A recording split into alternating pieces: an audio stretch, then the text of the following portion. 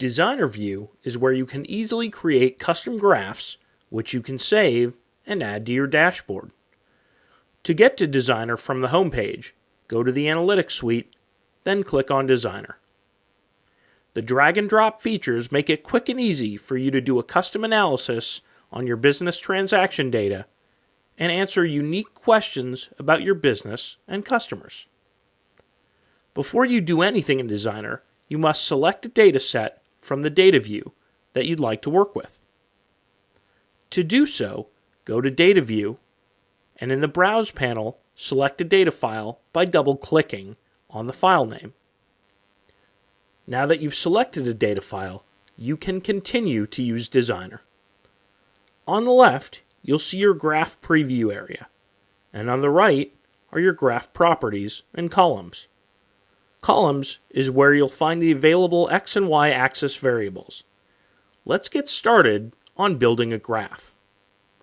First, you need to select an X-axis from the columns.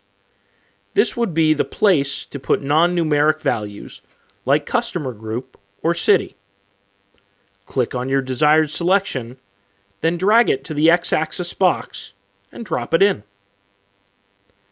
Next, you'll need to select a Y-axis from the columns. This is where you would put a numerical value, such as sales amount or transaction count.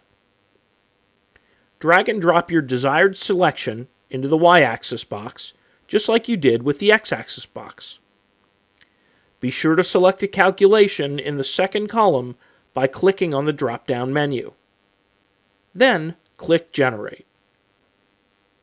Here, you can see the graph on the left.